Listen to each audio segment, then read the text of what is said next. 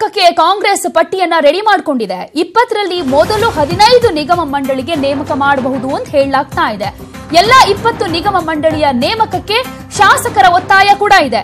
ಇಂದು ಸಂಜೆ 12 ಶಾಸಕರ ಹೆಸರನ್ನ ನಿಗಮ ಮಂಡಳಿಗೆ ಫೈನಲ್ ಮಾಡಲಾಗುತ್ತೆ.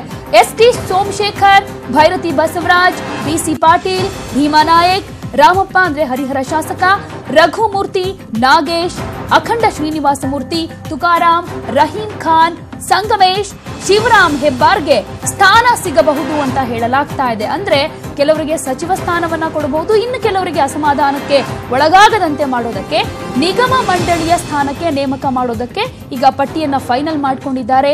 ಈ ಕುರಿತ ಹಾಗೆ ಸಂಜೆ ಕೂಡ ಇದರ ಫೈನಲೈಸ್ ಕೂಡ ಆಗತ್ತೆ. ಸದ್ಯಕ್ಕೆ 12 ಶಾಸಕರ ಹೆಸರನ್ನ ನಿಗಮ ಮಂಡಳಿಯ ಸ್ಥಾನಕ್ಕೆ ಫೈನಲ್ ಮಾಡಲಾಗಿದೆ. ಅದರಲ್ಲಿ ಯಾರ್ಯಾರ ಹೆಸರು ಇದೆ ಅನ್ನೋದನ್ನ ಕೂಡ ನಾವು ಗಮನಿಸ್ತಾ ಇದ್ದೀವಿ. ಯಾಕಂದ್ರೆ 20ರಲ್ಲಿ ಮೊದಲು 15 ನಿಗಮ ಮಂಡಳಿಗೆ ನೇಮಕ ಮಾಡೋದಕ್ಕೆ ಈಗಾಗಲೇ ಕಾಂಗ್ರೆಸ್ ಚಿಂತನೆಯನ್ನ ನಡೆಸಿದೆ.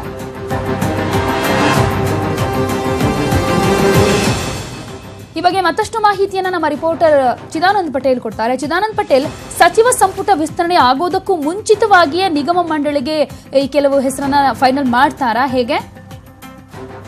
ಈಗಾಗಲೇ ಸಚಿವ ಸ್ಥಾನಕ್ಕೆ 2 ಡಜನ್ಗೂ ಹೆಚ್ಚು ಶಾಸಕರು ಆಕಾಂಕ್ಷಿಗಳಿರುವಂತದ್ದು, ಅದರಲ್ಲಿ 10ಕ್ಕೂ ಹೆಚ್ಚು ಅತೃಪ್ತರಿರುವಂತದ್ದು, ಅದರಲ್ಲಿ 8ಕ್ಕೂ ಹೆಚ್ಚು ಜನ ಶಾಸಕರು ನಮಗೆ ಸಚಿವ ಸ್ಥಾನ ಬೇಕೇ ಬೇಕೆಂದು ಪಟ್ಟು ಹಿಡಿದಿರುವಂತದ್ದು ಮತ್ತು ಪರೋಕ್ಷವಾಗಿ ನಾವು ಸಚಿವ ಸ್ಥಾನ ಕೊಡದೇ ಇದ್ರೆ ನಾವು ಪಕ್ಷ ಬಿಟ್ಟು ಹೊರ ನಡೀತೀವಿ ಎಂಬ ಸಂದೇಶವನ್ನು ರವಾನೆ ಮಾಡೋದು. ಹಾಗಾಗಿ ಕಾಂಗ್ರೆಸ್ಗೆ ಇದು ದೊಡ್ಡ ತಲೆನೋವಾಗಿ ಪರಿಣಮಿಸಿರೋದು. ಹಾಗಾಗಿ ಕೆಲ ಅತೃಪ್ತರನ್ನ ಮತ್ತು ಸಚಿವ ಸ್ಥಾನ ಆಕಾಂಕ್ಷಿಗಳನ್ನ, ಕೆಲ ಶಾಸಕರನ್ನ ಸಂತೃಪ್ತಗೊಳಿಸಲು ಈಗಾಗಲೇ ನಿಗಮ ಮಂಡಳಿಯ ಹೆಸರುಗಳನ್ನ ಸದ್ಯಕ್ಕೆ ಪಟ್ಟಿಯನ್ನ ರೆಡಿ ಮಾಡ್ಕೊಂಡಿದ್ದಾರೆ ಅಂತ ಹೇಳಲಾಗ್ತದೆ. ಅದರಲ್ಲಿ 12 ಜನ ಶಾಸಕರ ಹೆಸರು ಇದೀಗ ಕೇಳಿ ಬರ್ತಿರುವಂತದ್ದು.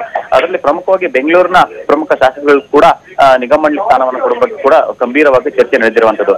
ಅದರಲ್ಲಿ ಈಗಾಗಲೇ 2 ಜನ ಪ್ರಮುಖ ಸಚಿವ ಸ್ಥಾನದ ಆಕಾಂಕ್ಷಿಗಳಾಗಿರ್ತಕ್ಕಂಥ ಹಿರೇಕೆರೂರಿನ ಶಾಸಕ ಬಿಸಿ ಪಾಟೀಲ್ ಮತ್ತು ಭದ್ರಾವತಿಯ ಶಾಸಕ ಸಂಗಮೇಶ್ ಅವರು ಕೂಡ ನಿಗಮ ಮಂಡಳಿಯನ್ನು ಕೊಡ್ಲಿಕ್ಕೆ ಕೂಡ ತೀರ್ಮಾನ ಮಾಡಿರುವಂತದ್ದು. ಇನ್ನ ಬೆಂಗಳೂರಿನಲ್ಲಿ ಎಸ್ಟಿ ಸೋಮಶೇಖರ್ ಮತ್ತು ಭೈರತಿ ಬಸವರಾಜ್ ಅವರ ಹೆಸರು ಕೂಡ ಕೇಳಿ ಬಂದಿರುವಂತದ್ದು. ಅದೇ ರೀತಿ ಹರಿಹರದ ಶಾಸಕ ರಾಮಪ್ಪ ಅವರ ಹೆಸರು ಕೂಡ ಕೇಳಿ ಬಂದಿದೆ. ಒಟ್ಟಾರೆ 12 ಜನರ ಹೆಸರನ್ನ ಪಟ್ಟಿಯನ್ನು ರೆಡಿ ಮಾಡಿರುವಂತದ್ದು.